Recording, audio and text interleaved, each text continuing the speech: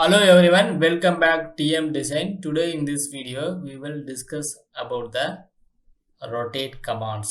இந்த வீடியோவில் நம்ம வந்துட்டு என்ன பார்க்கலாம்னா rotate command எப்படி யூஸ் பண்ணுறது AutoCAD அப்படின்றத பார்க்கலாம். ஸோ rotate command பார்க்கறதுக்கு முன்னாடி rotateனா என்னன்னு ஃபஸ்ட் தெரிஞ்சுக்கணும். ஸோ இப்போ நம்ம rotate அப்படின்னா அதுக்கு ஷார்ட்கட் வந்துட்டு RO.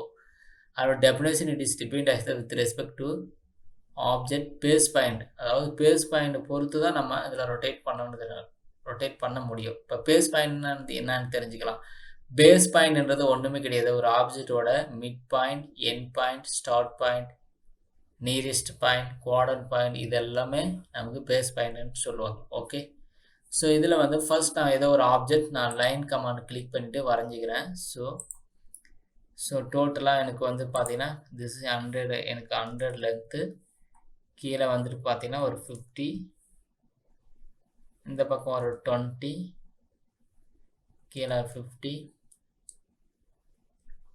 அகைன் வந்து பார்த்தீங்கன்னா இந்த பாயிண்ட் நான் ட்ராக் பண்ணி இங்கே ஒரு கிளிக் ரைட் கிளிக் பண்ணிட்டு என்டர். இப்போ நான் என்ன பண்ண டைமென்ஷன் எடுத்துக்கிறேன். This dimension 100 and this dimension 100. Okay, your dimension 50.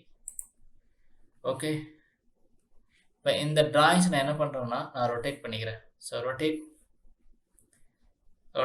RO கொடுங்க. ஸோ RO கமாண்ட் விண்டோவில் இங்கே நான் கொடுத்துட்டேன். ஸோ RO கொடுத்துட்டு என்டர் கொடுத்துருங்க. இப்போ என்ன கேட்குது, செலக்ட் ஆப்ஜெக்ட் கேட்குது. எந்த ஆப்ஜெக்ட் செலக்ட் பண்ணணுமோ அந்த ஆப்ஜெக்ட் செலக்ட் பண்ணிக்கோங்க.